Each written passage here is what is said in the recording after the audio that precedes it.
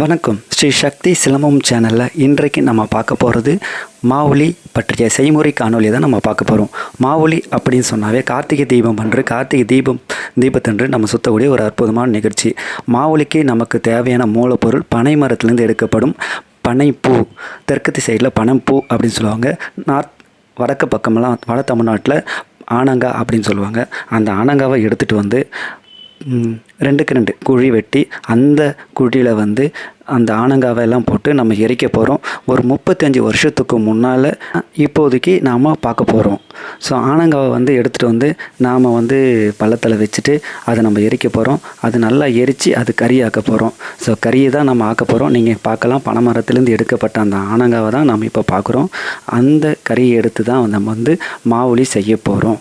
So அதனால் பாருங்கள், இப்போ நல்லா எரியுது. எல்லா ஆனங்காவும் நல்லா காய வச்சு இருந்ததால் நல்லாவே எரியுது. அந்த ஆனங்காவை இப்போ பக்குவமாக நம்ம எரிக்கணும். அதிகமாக எரிஞ்சிச்சு அப்படின்னா பூத்துடும், சாம்பல் ஆகிடும், அது நமக்கு பயன்படாது. ஸோ அதனால் நல்லா பாருங்கள், தங்க கலரில் நல்லா எரிஞ்சிருக்கு. ஸோ பக்குவமான நேரத்தில் பனை ஓலையை மேலே வச்சு நம்ம அதன் குழியிலேருந்து எடுக்கப்பட்ட மண்ணை வச்சு நம்ம லாக் பண்ண போகிறோம். ஸோ மூட போகிறோம். எதுக்காக அப்படின்னா, அப்படி செஞ்சால் மட்டும்தான் நம்ம வந்து கறி கிடைக்கும்.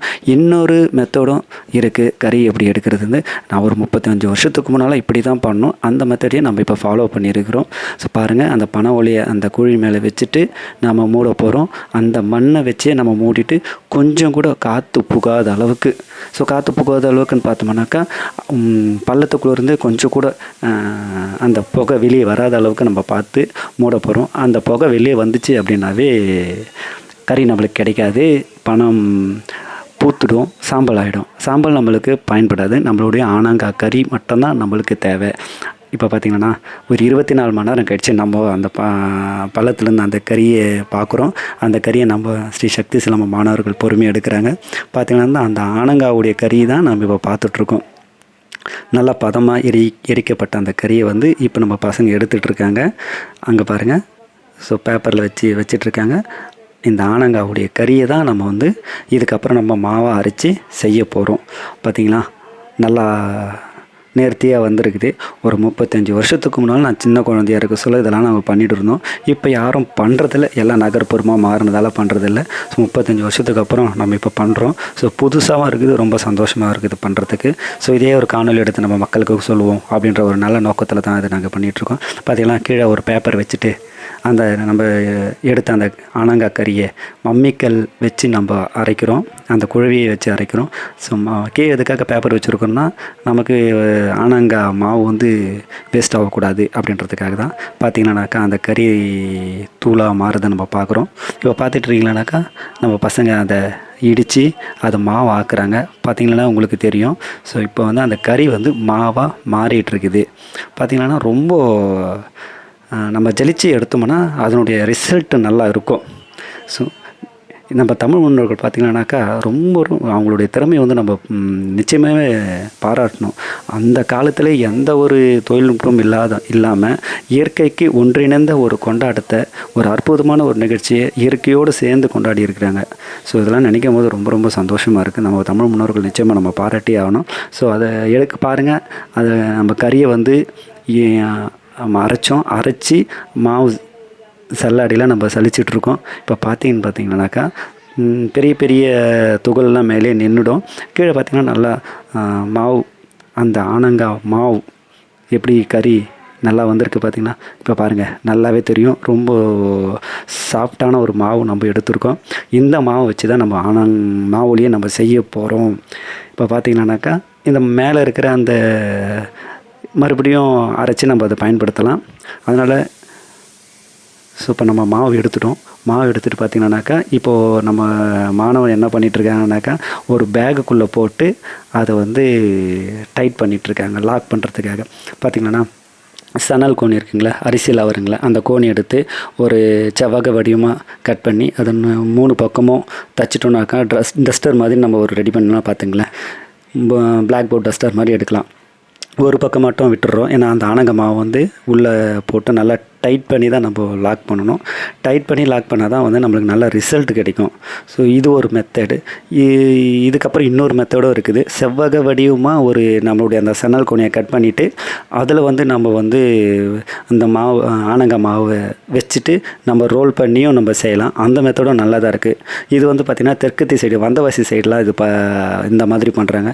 இது ரொம்ப ஈஸியான ஒரு மெத்தடு தான். நம்ம பேக் எடுத்து கட் பண்ணி ஊசி நூல் போட்டு தச்சு செய்கிறத விட இது ரொம்ப சிம்பிளான மெத்தடு தான். இதுவும் நல்லாயிருக்கு. 2 மாடல் செஞ்சுருக்கோம். பார்த்திங்கன்னா அந்த ஆனங்காய் மாவு எடுத்து நம்ம அந்த கட் பண்ண அந்த செவ்வக வடிவமாக இருக்கிற அந்த சணல் கோணி மேலே வச்சுட்டு அந்த சணல் கோணியை நம்ம 2 பக்கம் மடித்து பார்த்திங்கன்னா அது அப்படியே நம்ம சுற்றி ரோல் பண்ணுறோம். ரோல் பண்ணால் ரொம்ப ஈஸியான ஒரு மெத்தடு தான் அது. ரொம்ப பெரிய விஷயம் கிடையாது. இதுவே ஒரு நல்ல மெத்தடு தான். நல்ல ரிசல்ட்டும் கொடுத்துச்சு. ஸோ இதுக்கப்புறம் இந்த மாதிரியே நம்ம வந்து செஞ்சுக்கலாம். ஏன்னா ரொம்ப ஃப்ரெண்ட்லியாகவும் இருக்குது, யூசர் ஃப்ரெண்ட்லியாகவும் இருக்குது. அது பார்த்திங்கன்னா நல்லா பாருங்கள், பொறுமையாக நம்ம பசங்க ரோல் பண்ணிகிட்ருக்காங்க. ரோல் பண்ணி பார்த்திங்களானாக்கா இப்போ அந்த மாவுளி நாம் அதில் பேக்கில் போட்டோம். இப்போ அந்த ரோலில் இருக்குது. இதுவும் ஒரு நல்ல மெத்தட் தான், நல்லா இருக்குது. ஸோ இது வெளியே இதை வந்து என்ன பண்ண போகிறோன்னா ஒரு நல்ல நூல் போட்டு நம்ம கட்டிடுவோம். பாருங்களா, கட்டிட்டோம் அப்படின்னாக்கா அது பிரியாது, அப்படியே நின்றுடும். ஸோ இந்த மாதிரி ஒரு மெத்தடை பண்ணலாம். இதுக்கப்புறம் தான் ஒரு முக்கியமான ஒரு வேலை இருக்குது. பசுமாட்டை சாணி எடுத்து லைட்டாக கொஞ்சம் தண்ணி விட்டு அதை கொஞ்சம் கரைச்சி அது மேலே நம்ம மாவலி பேக் மேலே நம்ம பூச போகிறோம். எதுக்காக அப்படி பூசுகிறோன்னா மாவு ரொம்ப ஸ்மூத்தாக இருக்குங்களே, அந்த மாவு வெளியே வராமல் இருக்கிறதுக்காகவும் இந்த நம்ம சாணத்தை மேலே பூசும்பொழுது அந்த நெருப்பு மேலே நம்ம நெருப்பு வைக்கும் போது நெருப்பை வந்து சீராக பிடிக்கும், நல்லா மெதுவாக பிடிக்கும். நல்லா நெருப்பை வந்து நல்லா பிடிக்கிறதுக்காகவும் அது பயன்படும். நம்ம உள்ளே இருக்கிற மாவும் உள்ளே லாக் பண்ணிப்போம். ஸோ பார்த்திங்கன்னா அந்த பேக் மெத்தோடும் இருக்குது, நம்ம சுற்றி ரோல் மாதிரி பண்ண அந்த மெத்தோடும் இருக்குது. பார்த்திங்கன்னா இது முடிச்சுட்டு சாணத்தை தடவி வெயிலில் காய வச்சிடுறோம். வெயிலில் காய வச்சா தான் அது நல்லா பர்ஃபார்மன்ஸ் பண்ணும்.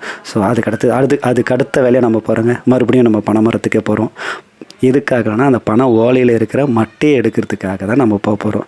ஸோ அந்த மறுபடியும் போயிட்டு பனை மரத்துலேருந்து நம்ம பசங்க வந்து மட்டையை வெட்டிகிட்ருக்காங்க பாருங்கள். ஸோ ஒரு மாவலி செய்கிறது வந்து ரொம்ப ரொம்ப சாதாரணமாக ஈஸியான வேலையும் கிடையாது. ஒரு தமிழ் ஒரு பழமொழி இருக்குது, நோகாமல் நோன்பு கும்பிட முடியாது அப்படின்னு. ஸோ இந்த பழமொழி இதுக்கும் செட் ஆகும். நோகாமல் நம்ம மாவலி செய்யவே முடியாது. இதில் நிறைய வேலையில் இருக்குது. ஸோ பார்த்திங்களா, பனை மரத்துலேருந்து எடுக்கப்பட்ட அந்த மட்டையை எடுத்துட்டோம். இது 2 பக்கம் ஒரு எதுக்காக சின்னதாக ஒரு பள்ள மாதிரி வெட்டுற எதுக்காகனா நம்ம மாவுளியை கட்டுறதுக்காக, அந்த கயிறு வந்து அதுலேருந்து வெளியே வராமல் இருக்கிறதுக்காக சின்ன காடி மாதிரி அவர் எடுக்கிறாரு. இப்போ பார்த்திங்கன்னா அந்த மட்டையை வந்து 2ஆக பொளந்து அந்த 2ஆக பொளந்த மத்தியில் தான் நம்ம செஞ்ச அந்த மாவுளி பேக்கை வைக்க போகிறோம். பாருங்கள், அந்த 2 மட்டையை வந்து 2ஆக பிளந்தாச்சு. பிளந்துட்டதுக்கப்புறம் அந்த நடுவில் நம்ம செஞ்ச அந்த ரோல் மாவுளி பேக் இருக்குங்களா, அந்த பேக் எடுத்து உள்ளே வைக்கிறோம். உள்ளே வச்சுட்டு அந்த எண்டை வந்து முனையை வந்து நம்ம வந்து லாக் பண்ணி கட்டிடுவோம். கட்டிட்டா அதுலேருந்து வெளியே வரவே வராது. பாருங்கள், நல்ல ஒரு நம்ம கூட சேர்ந்து நம்ம மாணவிகள் எல்லாருமே இது செஞ்சிட்ருக்காங்க. இது வந்து ஒரு கிட்டத்தட்ட ஒரு 15 நாள் வேலைகளுக்கு அப்புறம் தான் இது வந்து சரியாச்சு. இந்த நிலைக்கு வந்திருக்குது. ஸோ இது வந்து ரொம்ப லாங் ப்ராசஸ், ரொம்ப கடினமான ஒரு வேலையும் கூட தான். கார்த்திகை மாதம் பார்த்திங்கன்னா தீபத்தன்று இதை நம்ம மாவுளி நம்ம சுற்றுவோம். ஸோ கார்த்திகை மாதம் தான் நல்ல மழை காலமும் கூட.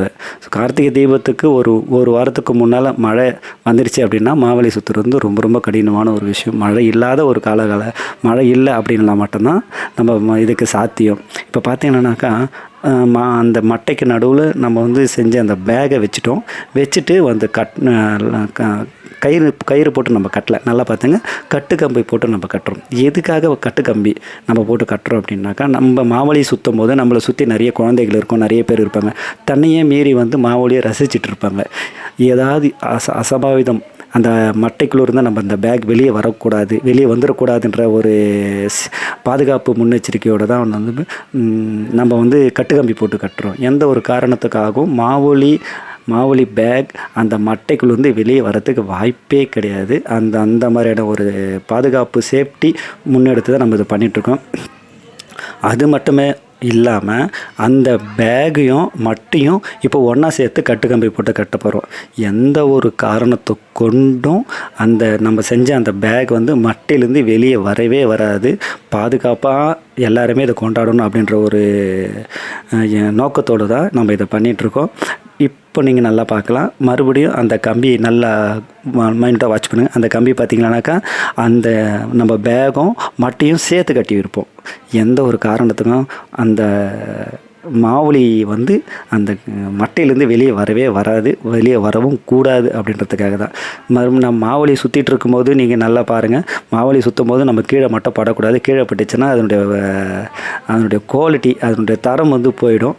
ஸோ அதனால் நம்ம மாவுளி சுற்றும் போது நம்ம அதை பார்ப்போம். இப்போ அந்த கட்டு கம்பி பார்த்திங்களா, நல்லா போட்டு டைட்டாக போட்டு லாக் பண்ணி அந்த சுற்றி லாக் பண்ணி வச்சிடுறாரு. எந்த ஒரு காரணத்தை கொண்டும் மாவுளி பேக் வந்து அந்த மட்டையிலேருந்து வெளியே வரத்துக்கு வாய்ப்பே கிடையாது. நம்ம ஒரு பாதுகாப்பாக மாவுளியை கொண்டாடணும் அப்படின்ற ஒரு நோக்கத்தோடு தான் நம்ம வந்து இந்த முயற்சியை நம்ம பண்ணிகிட்ருக்கோம். நம்மளை சுற்றி நிறைய குழந்தைகள் இருப்பாங்க. நம்ம வகுப்பில் சிலம்ப வகுப்பில் நிறைய குழந்தைகள் இருக்கிறாங்க. ஸோ அந்த குழந்தைகள்லாம் வந்து தன்னை மீறியே ரசிச்சுட்டு இருப்பாங்க. ஸோ அதனால் வந்து எல்லாருமே பாதுகாப்பாக இருக்கணுன்றதுக்காக தான் இந்த மாதிரியான பாதுகாப்பாக செஞ்சிட்ருக்கோம். அந்த இப்போ கிட்டத்தட்ட மாவுளி நம்ம ரெடி பண்ணிவிட்டுங்க. கடைசி இப்போ பார்த்தீங்கன்னாக்கா ஒரு சணல் கயிறை போட்டு கட்டார். எதுக்காகனா அந்த கயிறை வச்சு தான் நம்ம சுற்ற போகிறோம். நம்ம கடையில் சணல் கயிறு கிடைக்கும், நல்லா ரொம்ப உறுதியாகவும் இருக்கும் அந்த சணல் கயிறு. இப்போ வந்து கிட்டத்தட்ட நம்ம மாவுளியை வந்து நம்ம ஒரு 80% நம்ம செஞ்சிட்டோம். ஸோ ஒரு மிகப்பெரிய ப்ராசஸ், பெரிய வேலைகள் தான் இது. கிட்டத்தட்ட நம்ம மாவுளியை முடிச்சிட்டோம். பார்த்தீங்கன்னாக்கா கிட்டத்தட்ட அந்த மாவுளியும் ஃபுல்லாக லாக் பண்ணிட்டோம், கம்பிலாம் போட்டு லாக் பண்ணிட்டோம். இதுக்கப்புறம் தான் வந்து அடுத்த கட்டத்துக்கு நம்ம மூவ் ஆக போகிறோம். ஸோ இதுக்கப்புறம் பார்த்திங்கன்னாக்கா மாவுளியோட மேலே வந்து அந்த நெருப்பு கட்டையாக இருக்கிற அந்த நெருப்பை தூக்கி மேலே வைக்க போகிறோம். ஏன்னா அந்த நெருப்பு பிடிச்சா மட்டும்தான் அந்த பூ நிறைய கொட்டும். ஸோ இப்போ பார்த்திங்கன்னாக்கா மாவுளிக்கு மேலே வந்து அந்த அந்த மட்டைக்கு நடுவில் அந்த மாவுளிக்கு பேகுக்கு மேலே நம்ம நெருப்பை வச்சு கொஞ்ச நேரம் வெயிட் பண்ணுறோம். அந்த நெருப்பை என்ன பண்ணோம் அப்படின்னாக்கா அந்த பேகை நல்லா பிடிக்கும். ஏற்கனவே அந்த பேக்குள்ளே நம்ம மாவுளி கறி இருக்கும். இதுக்கப்புறம் அந்த நம்ம சாணம் தடவி இருக்குமா நல்லா பிடிச்சிக்கும். பாருங்கள், இப்போ ரெடி ஆயிடுச்சுங்க. எவ்வளோ ஒரு அற்புதமாக இருக்குது பார்த்திங்களா அந்த மாவுளி சுற்றுறது. ரொம்ப ஒரு தங்க மழை பொழிகிற மாதிரி இருக்குங்களே. ரொம்ப அற்புதமான ஒரு காட்சி. நம்ம தமிழ் முன்னோர்கள் வந்து உண்மையிலுமே அவங்களுக்கு வந்து பாராட்டி நம்ம நன்றி சொல்லணுங்க. இப்படி ஒரு இயற்கையோடு ஒன்றிணைந்த ஒரு கொண்டாட்டத்தை நமக்கு கொடுத்துட்டு போயிருக்கிறாங்க. ரொம்ப இதில் பார்த்து எல்லாமே வந்து இயற்கையான ஒரு பொருள் தான். இயற்கையாக ஒரு அழகான ஒரு விஷயத்தை நம்மளுக்கு கொடுத்துட்டு போயிருக்கிறாங்க. இப்போ சுற்றுறாங்க பார்த்திங்களா, இவங்களால் தான் நம்மளும் இந்த காணொலியே எடுத்தோம். நம்மளோட இன்ஸ்டாகிராமில் வந்து மாவுளி காணொலியை போட்டிருந்தோம். எப்படி மாவுளி செய்கிறது அப்படின்னு பெங்களூர்லேருந்து இந்த சகோதரி ஃபோன் பண்ணி கேட்டாங்க. சரி வாங்க நம்ம செய்வோம் அப்படின்னு சொல்லியிருந்தாங்க. அவங்க யூடியூப் சேனலுக்காக இந்த வீடியோ எடுத்தாங்க. இந்த வீடியோ நமக்கும் நம்ம பயன்படுத்தினோம். நம்மளுடைய சிலம்பம் மாணவர் பார்த்திங்களா. ஸோ இப்போ பார்த்திங்கன்னா நல்லா அழகாக சிலம்பம் சுற்றுற மாதிரியே மாவுளி சுற்றுறாரு. இப்போ பாருங்கள், காலுக்குள்ளே உள்ள விட்டெல்லாம் சுற்ற போகிறாரு. சிலம்பம் எப்படி பண்ணுறோமோ அதே மாதிரி மாவுளியும் எடுத்துட்டாரு. ஆனால் இது சுற்றும் போது ரொம்ப கேர்ஃபுல்லாக சுற்றணும். மாவுளி வந்து கீழே பட்டிடுச்சு அப்படின்னா அதனுடைய தரம் போயிடும். மாவுளி கீழே படாத வரைக்கும் அதனுடைய குவாலிட்டி நல்லாயிருக்கும், தரம் நல்லாயிருக்கும். பார்த்திங்கன்னா எவ்வளோ அழகாக இருக்குது அந்த மாவுளி. ஒரு தங்க மழை பொழிகிற மாதிரி எவ்வளோ ஒரு அற்புதமாக இருக்குது. நல்லா அழகாக அற்புதமாக நீட்டாக அழகாக வந்திருக்கு. ஓகே, ரொம்ப சந்தோஷமாக இருக்குது பார்க்கவே. இந்த மாவுளியை சுற்றுறதுக்கு நாங்கள் சின்ன வயசில் எவ்வளோ வேலை பார்ப்போம் தெரியுங்களா. எவ்வளோ ஒரு அற்புதமான ஒரு காட்சி. ரொம்ப சந்தோஷமாக இருக்குது. லட்சக்கணக்கான மின்மினி பூச்சிகள் நம்மளை சுற்றி பறக்கிற மாதிரியே ஒரு ஃபீல் இருக்குது பார்த்திங்களா. எவ்வளோ ஒரு தங்க மழை பொழிகிற மாதிரி ஒரு ஃபீல் இருக்குது. எவ்வளோ அழகான ஒரு காட்சி, அற்புதமாக இருக்குது. நம் முன்னோர்கள் கண்டுபிடிச்ச இயற்கையோடு ஒன்றிருந்த ஒரு அற்புதமான ஒரு கொண்டாட்டம் மாவுளி. ரொம்ப அருமையாக அழகாக இருக்குது. உண்மையிலும் நம்ம முன்னோருக்கு ரொம்ப நன்றி சொல்கிறேனுங்க. எந்த ஒரு கெமிக்கல் வேதிப்பொருளும் பயன்படுத்தாமல் இயற்கையான முறையிலே வந்து செஞ்சுருக்காங்க. இப்போ பார்த்தீங்கன்னாக்கா நம்ம மாணவருடைய அப்பா அம்மா இது செய்கிறாங்க. கணவன் மனைவி சுற்றுறாங்க. ஸோ அவங்களும் பார்த்திங்கன்னா சின்ன வயசுக்கே போயிட்டாங்க. ஸோ இது நம்மளுடைய மாவொலி அப்படின்னு பார்த்தீங்கன்னா நம்ம தமிழ் முன்னோர்கள் கண்டுபிடிச்சதுங்க இல்லையா. மாவொலி பார்த்திங்கன்னாக்கா அவங்களும் வந்து வயசெல்லாம் மறந்து தன்னுடைய சின்ன வயசுக்கு அவங்க போயிட்டு ரொம்ப சந்தோஷமாக கொண்டாடினாங்க. இதெல்லாம் நினைக்கும் போது நம்மளுடைய முக்கியமான எண்ணமே வந்து எல்லோரும் சந்தோஷமாக இருக்கணும். நிறைய விஷயங்கள் வந்து தமிழ் பாரம்பரிய விஷயங்களை வந்து நம்ம கற்றுக்கணும், நம்ம பசங்களுக்கு தெரியணும், அடுத்த தலைமுறைக்கு நம்ம எடுத்துகிட்டு போகணும் அப்படின்ற ஒரு நல்ல எண்ணத்தோடு தான் பண்ணிகிட்ருக்கோம். இப்போ சுற்றுறாங்க பார்த்தீங்களா, இவங்க தாங்க இந்த மாவொலி வீடியோக்கு காரணமானவங்க. இவங்களுடைய வீடியோ பார்த்து தான் வந்து பெங்களூரில் இருக்க சகோதரி கேட்டிருந்தாங்க, மாவொலி எப்படி செய்கிறது, அதனுடைய நீங்கள் செஞ்சு காட்டுங்க அப்படின்னு. ஸோ அந்த அதனுடைய வழியில் தான் நம்ம இப்போ பண்ணியிருக்கோம். ஸோ மாவொலி நம்ம இப்போ வந்து எப்படி பண்ணலாம் அப்படின்ற ஒரு செய்முறை விளக்கத்துடைய வீடியோவோடு நம்ம பார்த்துட்டோம்.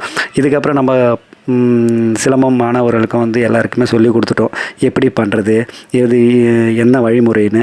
இந்த வழிமுறையை பயன்படுத்தி கிட்டத்தட்ட ஒரு 50 வருஷத்துக்கு மாவொலி வந்து அவருடைய மனதில் பதிஞ்சிருக்கும்.